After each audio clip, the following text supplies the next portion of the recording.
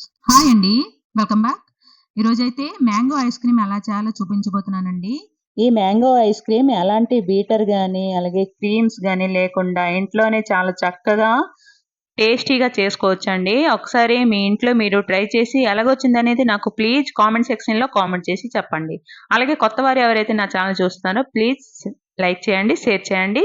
నా ఛానెల్‌ని సబ్స్క్రైబ్ చేసుకోండి. ఇప్పుడైతే ఈ మ్యాంగో ఐస్ క్రీమ్ ఎలా చేయాలో వీడియో చూద్దాం రండి. ఈ మ్యాంగో ఐస్ క్రీమ్‌కి నేనిక్కడ హాఫ్ లీటర్ వరకు ఫుల్ క్రీమ్ మిల్క్‌ని తీసుకున్నానండి.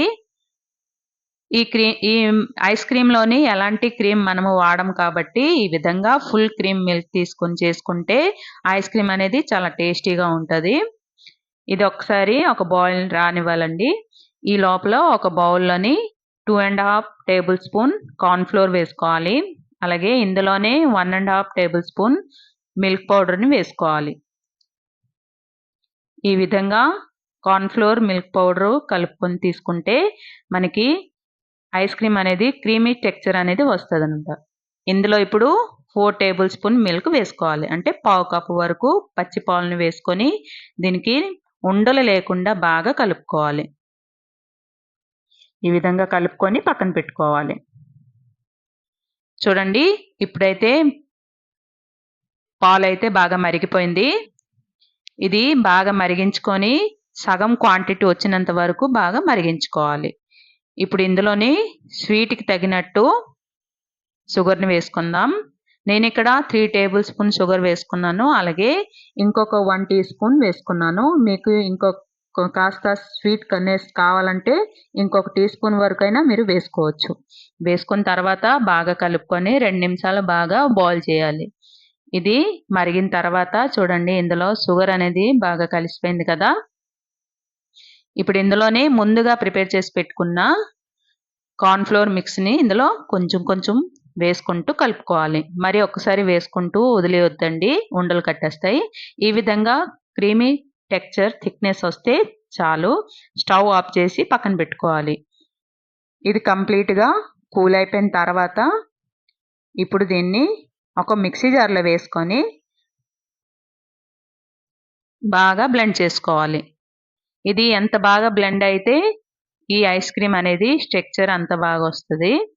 బ్లెండ్ చేయడంలోనే బాగా చేసుకోవాలి దీన్ని. చూడండి ఇది బాగా బ్లెండ్ చేసుకున్నాం కదా ఒకసారి. మళ్ళీ దీంట్లో ఇప్పుడు బాగా పండిన మ్యాంగోని ఒక కప్పు వరకు ముక్కల్ని వేసుకున్నాను. మీరిక్కడ ఐస్ క్రీమ్ మ్యాంగోతో చేస్తున్నాను కాబట్టి ఈ మ్యాంగో అనేది బాగా పండింది తీసుకోవాలి. అలాగే బాగా స్వీట్‌గా ఉన్నది తీసుకోవాలి. వేసుకొని మళ్ళీ ఫైన్ క్రీమీ టెక్స్చర్ వచ్చినంత వరకు బాగా బ్లెండ్ చేసుకోవాలి. ఇప్పుడు ఇందులో ఒక టీ స్పూన్ వరకు పాల మీద ఉన్న మీగడ వేసుకోవాలి. అలాగే ఒక టేబుల్ స్పూన్ వరకు మిల్క్ పౌడర్‌ని వేసుకోవాలి. మీ దగ్గర ఎక్కువ పాల మీగడ ఉంటే అచ్చంగా పాల మీగడే వేసుకోవచ్చు. అలాగే ఇందులోనే yellow food colour half teaspoon వరకు వేసుకున్నానండి. మీకు వద్దనుకుంటే మీరు స్కిప్ చేసుకోవచ్చు. ఇప్పుడు దీన్ని మూత పెట్టి మళ్ళీ 2 మినిట్స్ వరకు బాగా బ్లెండ్ చేసుకోవాలి. ఎలాంటి బీటర్ లేకుండా చక్కగా ఇంట్లోనే ఐస్ క్రీమ్ ఇంత ఈజీగా చేసుకోవచ్చా అనేసి చిన్న పిల్లలు కూడా చేసుకుంటారండి. చాలా బాగా కుదురుతది. ఇప్పుడు ఈ విధంగా స్క్వేర్ బౌల్ టైప్‌లో ఒకటి బౌల్ తీసుకొని ఇందులో వేసుకొని దీన్ని బాగా సెట్ చేసుకోవాలి. మీ దగ్గర వేరే బౌల్ ఏమైనా ఉన్నా తీసుకోవచ్చండి. దీన్ని ఇప్పుడు అల్యూమినియం ఫాయిల్‌తోని కవర్ చేసుకోవాలి. ఈ విధంగా అల్యూమినియం ఫాయిల్‌తోని కవర్ చేసుకుంటే దీని మీద వాటర్ డ్రాప్ అనేది పడదనమాట. దీన్ని మళ్ళీ మూత పెట్టి దీన్ని డీప్ ఫ్రిడ్జ్‌లోని 2 అవర్స్ వరకు బాగా సెట్ చేయాలి. చూడండి 2 అవర్స్ అయిపోయింది కదా! 2 అవర్స్ తర్వాత మళ్ళీ దీన్ని బయటికి తీసి మిక్సీ జార్‌లో వేసుకొని మళ్ళీ ఇంకొకసారి దీన్ని బ్లెండ్ చేసుకోవాలి. ఈ విధంగా 2 టైమ్ బ్లెండ్ చేసుకొని తీసుకోవడం వల్ల ఈ ఐస్ క్రీమ్ స్ట్రక్చర్ అనేది బాగా వస్తది. మనకి షాప్‌లో కొన్నట్టే ఐస్ క్రీమ్ అనేది బాగుంటదనమాట. చూడండి ఇది ఒకసారి బ్లెండ్ చేసుకున్నాం కదా! మళ్ళీ అదే బౌల్‌లోని వేసుకొని దీన్ని ఒకసారి మళ్ళీ సెట్ చేసుకోవాలి.